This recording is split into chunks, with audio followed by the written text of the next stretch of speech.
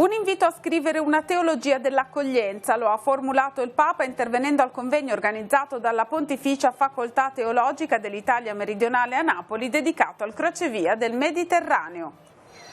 Non trascuriamo il dono dell'Eucarestia, l'invito del Vescovo Alberto Tanasini nella solennità del Corpus Domini, farsi pane spezzato per gli altri per vivere il mistero eucaristico.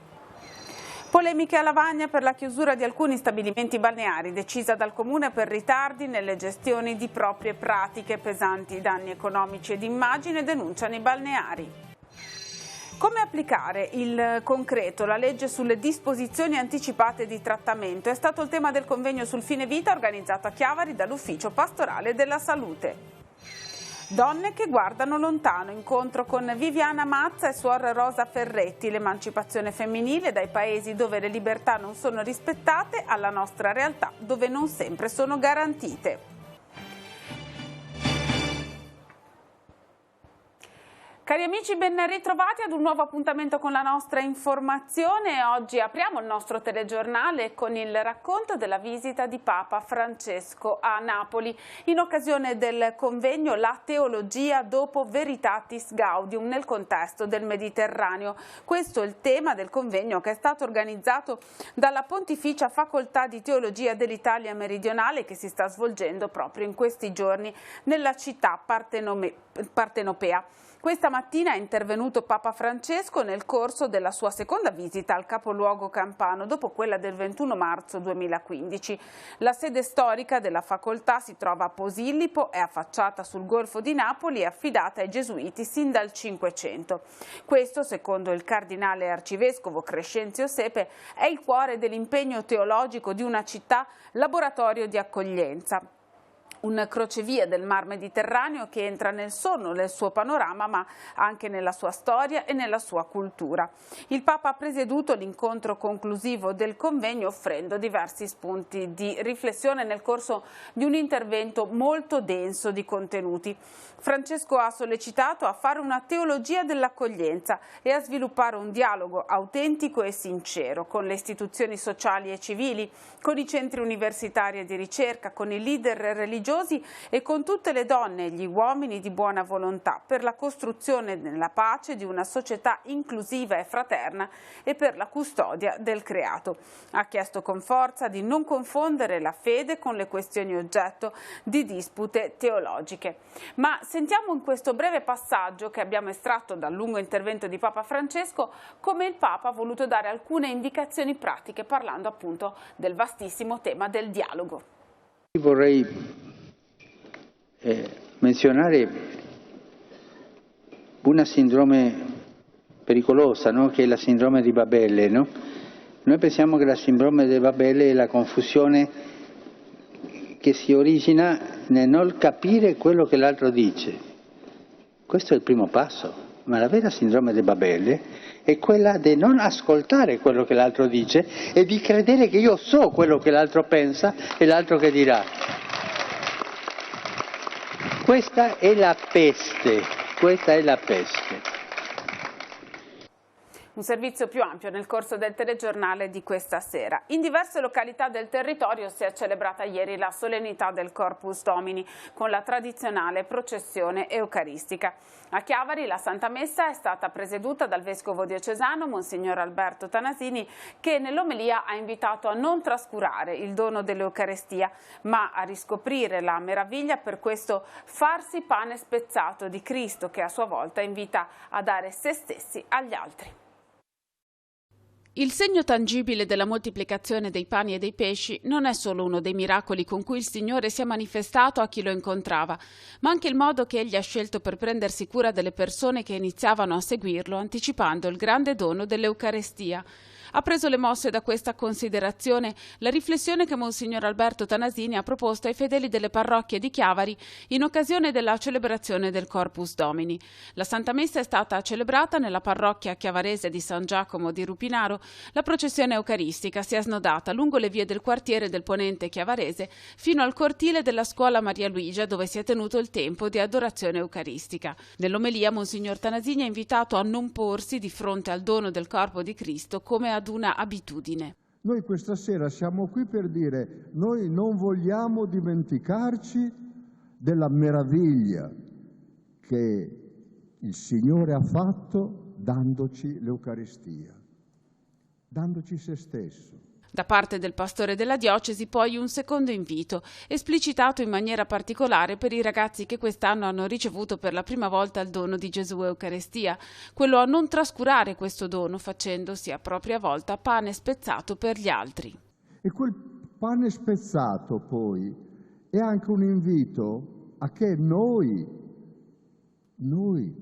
spezziamo il pane, noi pensiamo ai fratelli, noi condividiamo, come Gesù ha fatto, i beni che abbiamo, volendo bene, aiutandoci.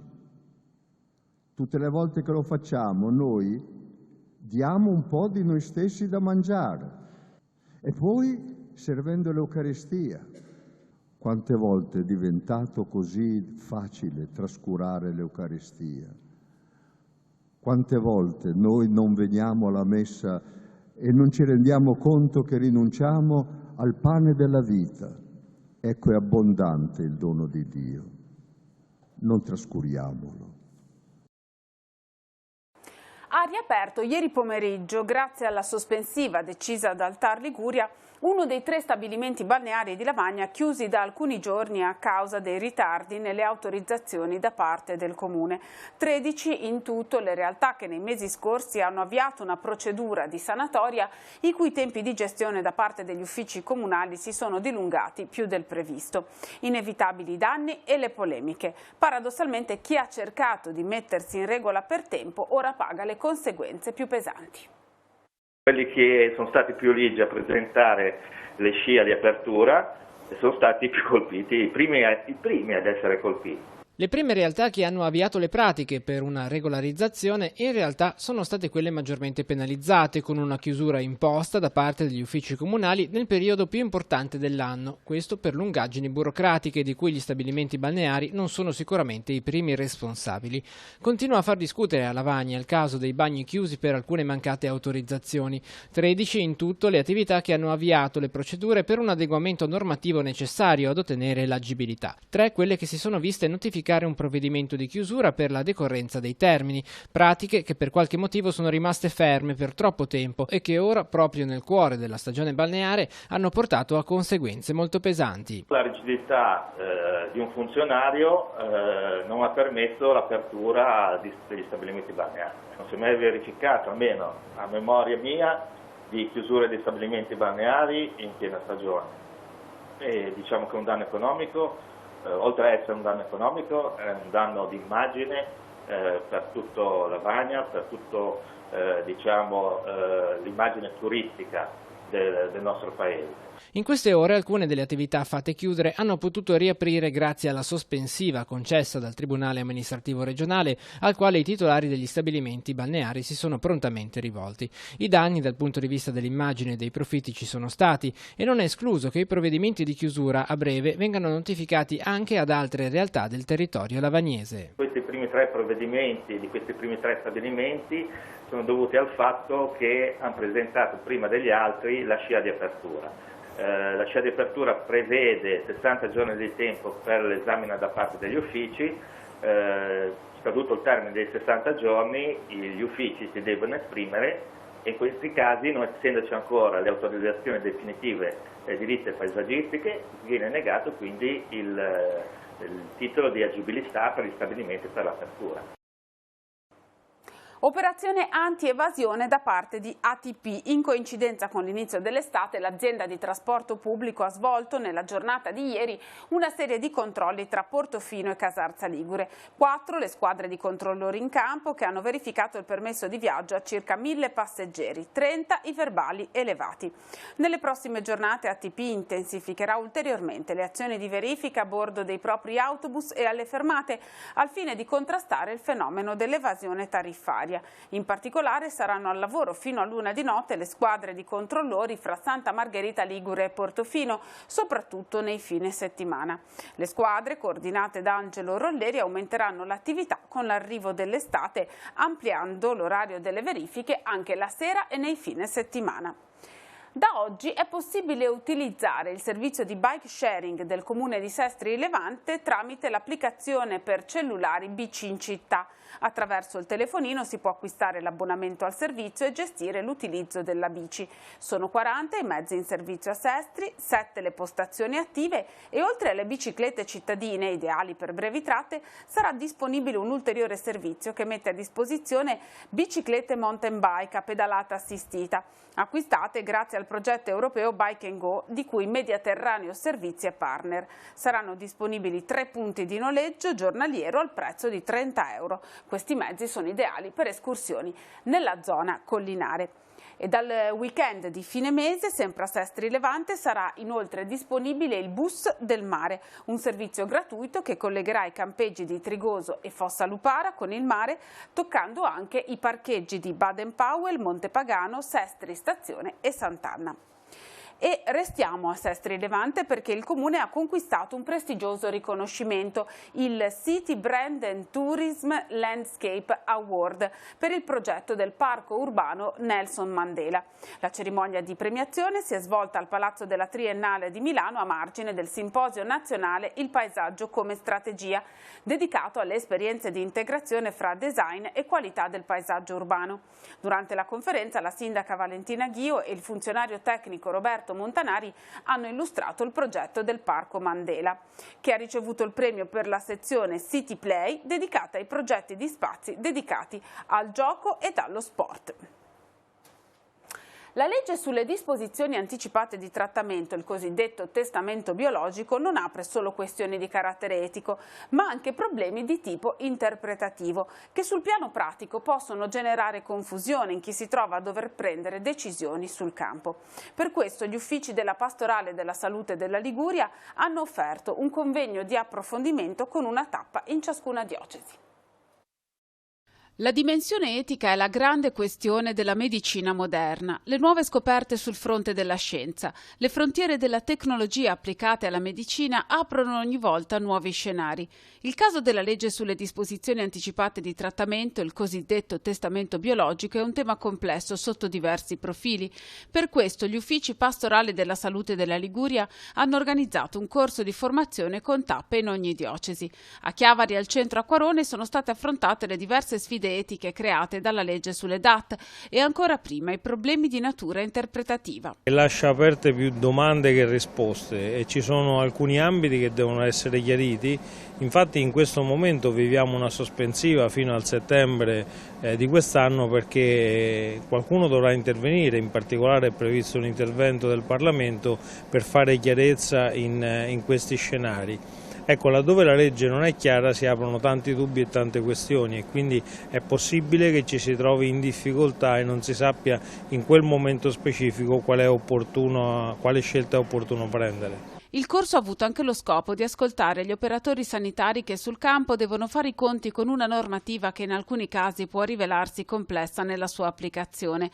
È il caso ad esempio del diritto all'obiezione di coscienza, dell'idratazione e della nutrizione quali trattamenti sanitari, oppure la gestione del consenso reso da soggetti non giuridicamente incapaci ma non del tutto in grado di esprimerlo. Bisogna cercare di dare un metodo per fare in modo che il sanitario, nel momento in cui ha la problematica di fronte, possa porsi nel modo più giusto. La normativa non prevede espressamente la possibilità di soggetti di riferimento, però sarebbe opportuno che le aziende sanitarie al loro interno possano delegare uno o più referenti in modo da poter dare una risposta immediata e precisa e coerente con la normativa in tempi ristretti come richiede la pratica sanitaria.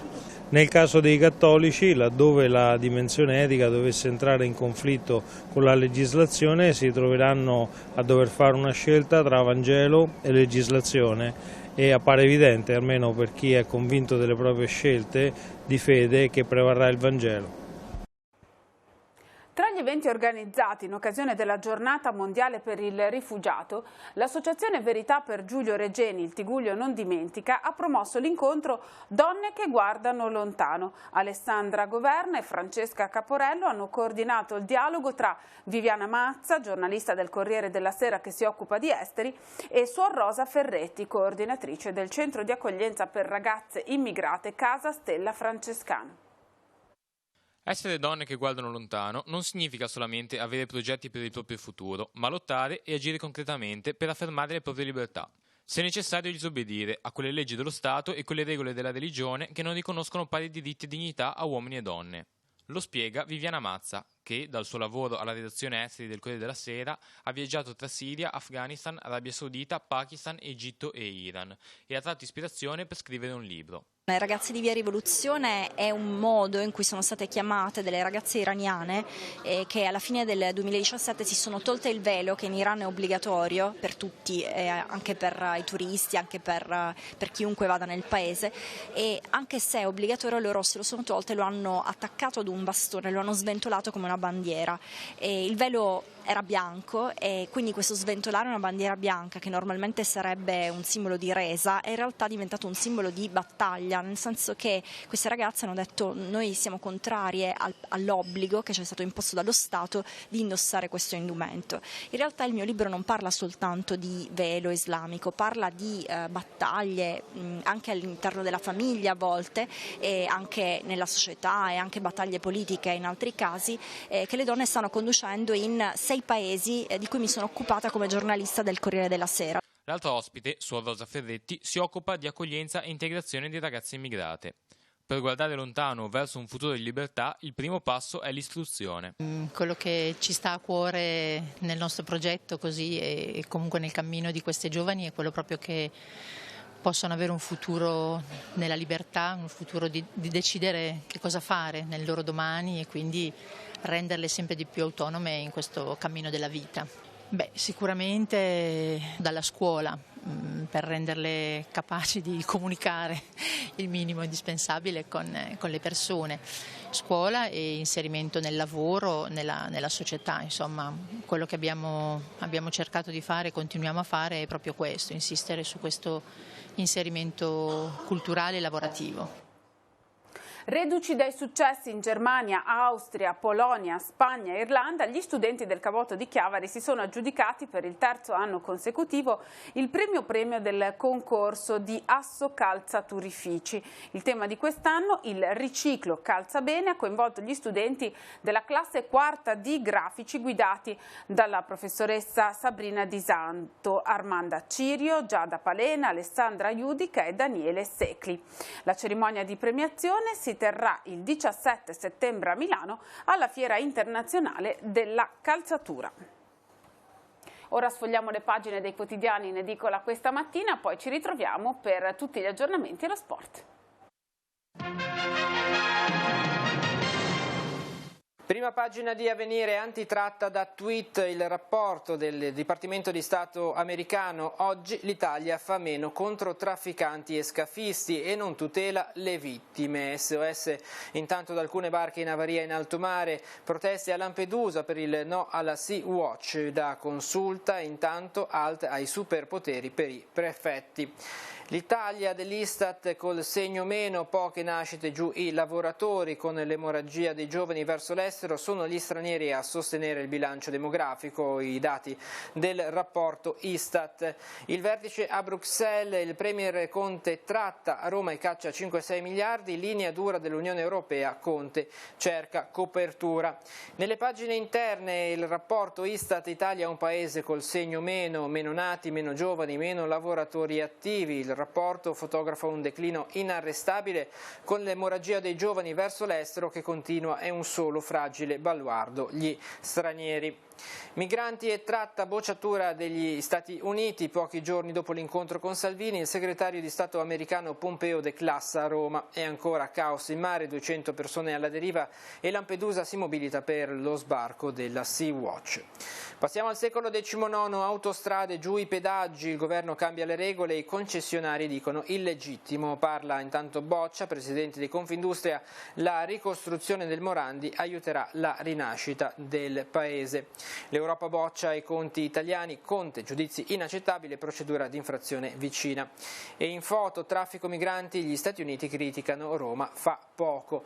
Nelle pagine del Levante una brutta storia di cronaca, 12enne violentata da patrigno e padre, la madre decideva i turni per gli abusi, manette 2 uomini e la donna, esistono prove inoppugnabili e la confessione davanti al giudice di uno degli orchi. E poi i ladri della Fontana Buona si spostano tra boschi e sentieri, nessun furto dopo i pattuglioni speciali dei carabinieri, ma l'allarme resta. Chi vede movimenti sospetti vicino a casa chiami subito il 112. La seconda prova, scoglio superabile almeno per gli studenti dei professionali, commenti positivi al Marco Polo di Camogli e al Caboto di Chiavari, molto peggio il primo test, ora l'incubo sono gli orali. E poi esami e visite, stretta sulle liste d'attesa, multe a chi non disdice la prenotazione, il piano della Regione per ridurre le code, se una prestazione non risulterà disponibile le ASL dovranno aprire gli ambulatori specialistici anche al sabato e alla sera.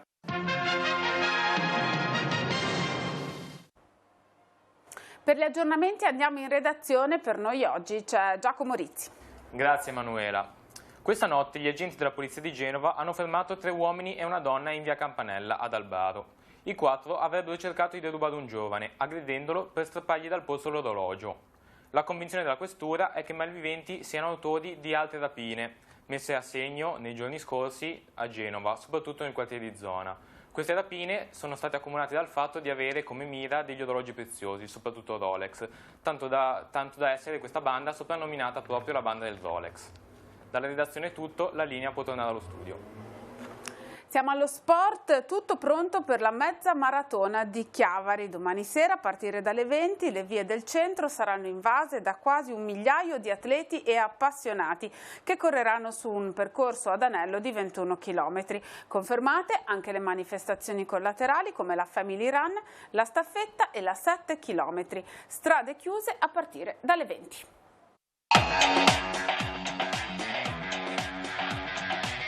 Si preannuncia un'edizione da tutto esaurito, tanto che le iscrizioni potrebbero chiudersi già nelle prossime ore per la mezza maratona di Chiavari edizione 2019. 1 migliaio i partecipanti per una competizione apprezzata per il contesto in cui si svolge e l'organizzazione. Accanto ai semplici appassionati, i grandi nomi del panorama nazionale e internazionale. Annunciata la presenza del maratoneta keniano Gideon Kiplagat Kurgat per l'Italia Marathon Club, vincitore di ben 9 mezze maratone italiane nel 2018, e per le donne di Emma Quaglia, maratoneta azzurra al ritorno in gara dopo i mondiali di trial. Capofila delle squadre femminili della staffetta, la squadra capitanata da Emma Quaglia, che siamo orgogliosi di avere qua come partecipante alla nostra gara. Insieme alla mezza maratona sono previste anche la Straccittadina di 7 km, ossia un solo giro del circuito, la staffetta per team di 3 componenti e la classica Family Run aperta a tutti. Gare al via pochi minuti prima delle 20, con il centro cittadino chiuso al traffico fino alle 23.